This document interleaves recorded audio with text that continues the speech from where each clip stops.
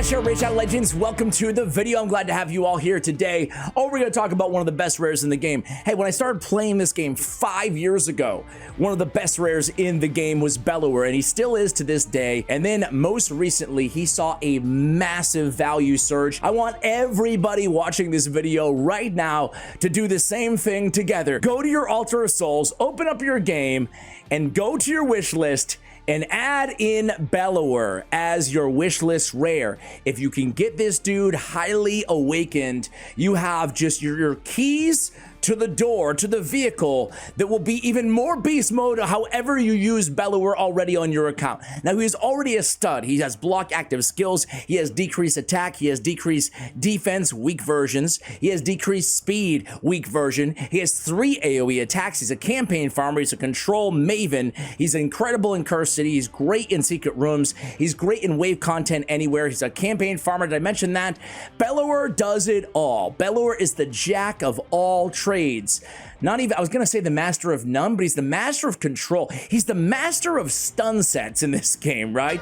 The world still is the same. But he can do so much more than just that, and I actually got my hands on a 6-star perfect soul for him, and let me tell you, he absolutely lives up to the expectations. So let me show you why this is so crucial. Hey, maybe someday they'll add rare empowerment, and he can really reach his full potential. Plarium! Calling you out. Add rare empowerment. Let's do it. Let's do it. Give the rares their love in the game. Anyway, again, AoE on the A1, block active skills, 30% land rate, 35 with the sniper mastery. We have an AoE 75 or 80% chance on a 3-turn cooldown of decreased speed. Could be the big version. The AoE decreased defense, decreased attack on the A3, and then we have Nature's Bounty. Whenever this champion applies a debuff, has a chance to place a greater version of the debuff. So his decreased speed, his decreased attack, and his decreased defense now have a 60% chance to be upgraded to the greater version of the debuff. I think this blessing is amazing. I was thrilled when I first read it. One of my favorite out of all the new blessings in the Harmony tier. And by the way, I gave a lot of grief to the Harmony tier of blessings when they came out, namely because the stone skin isn't that good at all. I've tested it on all of my nukers just in case. I was pleasantly surprised, but I wasn't pleasantly surprised. But I gave it its due, chance, I should say. But also the what is it, the True Fear one? What is it? Yeah, fills his champion's turn meter whenever they lose their turn because of a True Fear and Fear debuff. It's not bad for Hydra specifically, but I think that overall I was probably a little bit too negative on these blessings. I came out and I was like, dude, what was Plarium thinking? Do you understand that that was hurtful? But you know what? Yeah, some of them suck, but some of them are really good too. And Nature's Bounty is one of them. You can obviously use it on any champion with a weak version of an AoE. Allure, for example, is an epic who has an AoE decreased defense. She could be upgraded to the big version, which should already be the case. She's an epic for crying out loud. Anyway, I digress. Nature's Bounty, he has speed and faction crypts on the aura as well. Now, the thing about Bellower is now that we have builds, right? I don't have one on Bellower right now, but I'm going to make one. Now that we have the builds, we can go ahead and go in here and have basically the stun set, right? And then, or not the sun, but the stun. And on this one, I guess I can just save it as a global or a do you guys use the presets a lot? I've started using them a lot more, and I actually really enjoy it. I'm just starting to set some global presets right now, and I have a couple on this champion as well. One, I guess, a little bit more accuracy, but it probably get rid of that. Anyway, I digress. I like the presets. He's definitely a champion that justifies having a couple presets for, right? You could have a nuke build. You could have a high accuracy build. You could have a, heck, I don't know, a relentless build or something. You want to try him out in a Hydra if you're in progression or early game, right? You could have him as an all-out nuker for campaign as well as a stun set. For obvious reasons, he's just a beast in a stun set. Now, there's a few ways we can build our masteries on a Bellower too, right? We can build him for damage with War Master, right? We can build him for support as well. I mentioned the viability of Sniper is going to be really nice on the A1 and the A2 ability. Obviously, we can pick up, just the extra accuracy. These Whirlwind of Death and the Kill Streak are going to help out a lot in campaign farmer and just like general, nuking damage areas of the game where you want to take advantage of all those AoEs and all that damage that they do bring to the table. So, however, will switch halfway through the video into the Masteries for the control build because he isn't a stun set. It would make a lot of sense to switch on over to Fearsome Presence. So I do have him kind of built as a nuker as well, though, on the on this build. You can see his total stats right now are going to be 3,400 on the attack, 57k on the HP, 2,400 on the defense, 228, 105, 186, 433 on the accuracy. This is kind of a well-blended hybrid build. He's got the stun chance, but he does have War Master. He's got the more than enough crit rate, but, you know, not a ton of crit damage, not a ton of attack, but enough to do some damage, enough accuracy to land his debuffs pretty much everywhere that we need it, and enough survivability and speed to get the job done too. So he's really doing everything here, which I really enjoy, right? So there it is, guys. Obviously, you know the blessing. We've talked about the Masteries. I will switch those Masteries over in a moment, but let's just give this guy a shot here. I have him in, where was I using him? Doom Tower, a bunch of places he can be utilized in Doom Tower. I was using him on this squad. I was trying out the Incarnate with Arbiter, and Bellower'S in there to basically control, do a little bit of damage. We have Tuak the Wanderer as well. This is the top floor of Doom Tower hard here, guys. And he's going to go in there, and you can see, big version. Big version, big version, big version, big version, big version, big version almost everywhere, right? I mean, we got a little lucky maybe on those first debuffs, but now my man is bringing... Well, we've talked about him like 5 times now, but it's all Bellower that you're seeing, you know, responsible for almost all of these debuffs on the enemy team, including the stuns. This guy is a wave killer. Again, this is floor 119 Doom Tower hard. These mobs are level 300 plus here. They hit super hard. Bellower's going to go down there. Luckily, we do have a Reviver and Arbiter on the team. But man, he's going to do a heck of a job debuffing and controlling all of these enemies, right? He's a beast. After this, I want to show you him in campaign. This guy can, in this build, without regen gear, he can solo Nightmare campaign. That's how good Bellower is. A lot of legendaries can't even do that. So I'm going to come back to you guys at the end of the third wave here. I think that you guys get the point. We go in there unlucky, no stuns, but we can get a lot better if we put him in that Fearsome Presence. Brings that stun set chance up from an 18 to a 23%. We'll definitely do that on the, well, we'll try the stun set build for the Nightmare campaign after this run. I'll come back to you guys at the end, and we'll go over how much damage he was able to put out here.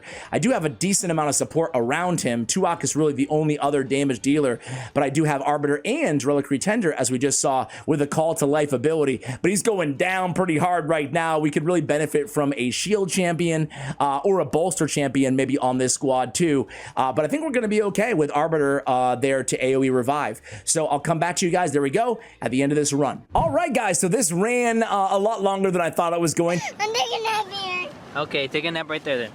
Good night. Good night. I needed an upgrade on the third wave over Reliquary, so we did have to run Mithrala there, but you can see, I mean, Bellower just leading the way there in terms of damage, along with Mithrala and some damage from Tuak as well, but just the versatility, all the buffs and all the control and all the stuns and everything this dude brought to the table, we absolutely love. Let's go ahead and show him off a little bit in campaign. Like the olden days, using Bellower. I think he was like one of my first, after Kale, I guess, my second campaign farmer. What about you guys? Who did you use way back in the day? So before we go to Nightmare, let's actually go to just Brutal and see what his times are. I actually forgot. It's been a hot minute. So he comes in here easily without changing anything gear-wise at all. And what is he, 7 seconds? Yeah, 7 seconds, not bad at all. 7-second campaign farmer, only, you know, bested by, you know, some mythical legendaries, and I guess Fellhound, right, would be the only other guy in the conversation. So that's absolutely a huge upgrade from your starting champion in the game as well, and it probably marks that big, like, momentous moment, right, when you're progressing as a beginner inside Raid, getting your hands on a champion like Bellower. I know it did for me back in the day. Let's go ahead and really quickly change his masteries, as I mentioned before, just to give you an idea of what I would go with. If I wanted him all-out control, I would just go with some defense, blast-proof, mitigate AoE damage, resurgent to strip off a debuff.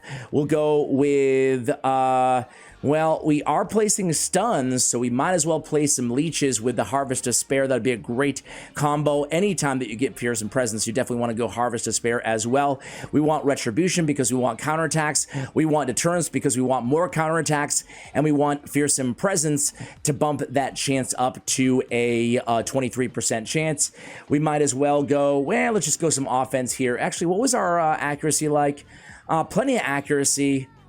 I'm still going to go support, though, just because I feel like Sniper is so valuable, even at the sacrifice of the offensive tree on this champion. We'll go Evil Eye, we'll go Sniper, and we could easily go Master Hexer as well instead of Deterrence here, but let's just end things out with, we have, just Stun and Immortal. I'm just going to go Cycle of Magic, and I'm going to go with the Arcane Celerity here and finish things off with Rejuvenation. He is in an immortal set, by the way. Really quickly, we have crit rate with crit damage on the gauntlets. We have HP with HP on the chest, and we have speed with some more HP on the boots here. You could easily run him in a regen to easily solo Nightmare content, but let's see if he can get it done here. In this build, we'll switch over to Nightmare. We'll go same 12-3 stage. Obviously, affinities aren't going to be a concern no matter where you are with Bellower because he is Void. Let's see what my man can do here. So now we have a 23% chance of landing a stun. Look at all those debuffs. About half of them are the big version. More than half. Look at this guy. And he's not super fast in this build or anything like that, right? But look at that. Look at that. The Immortal set really taking care of. He just, there's something very satisfying in this. Let's see how he does. We got 2 stuns down. Lord Chazar, actually, Hellgazer rather, takes the turn there. Okay. Okay.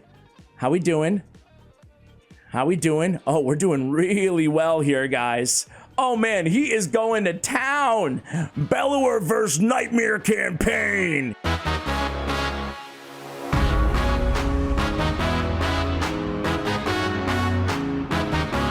Getting the job done so far. He's nasty when he takes like those triple turns or double turns in a row. When he just starts getting to slamming, man. Something very satisfying, as you guys can tell. I'm thoroughly entertained by... No. Hey, back off. Lord Chazar, back off. Come on. All right, get some stuns. No. It's fine. It's fine. Take 2. All right, we're back. Just talking to my editor Osama, and I'm like, put some copyright-free Rocky music if you can find any to the background of this. Make it into a sick intro because it's a very demanding but ultimately rewarding job. I'm loving my man. He's got a second shot here at taking this third and proving to be difficult wave here. Certainly the most difficult of the 3. 1 down, 3 to go. 2 stunned, make it 2 stunned again, and 2 more stunned, and 2 more stunned. It's done! It's done! Bellower for the victory!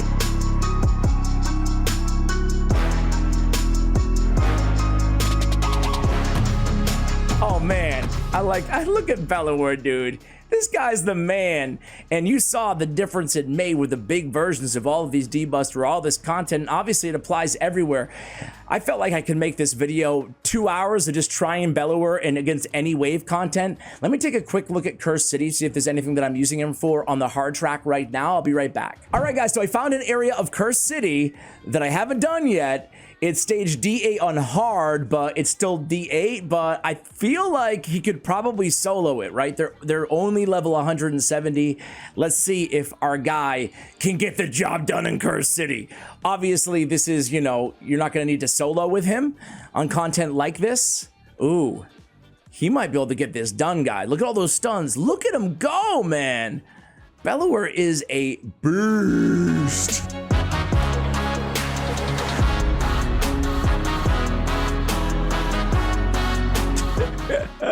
He really is.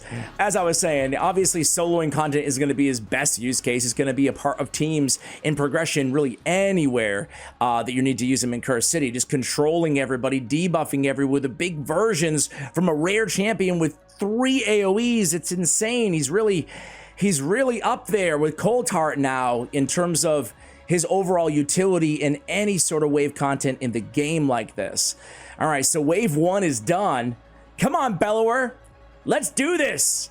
Oh man, that cleanse of Pythion really hurts. Really hurts.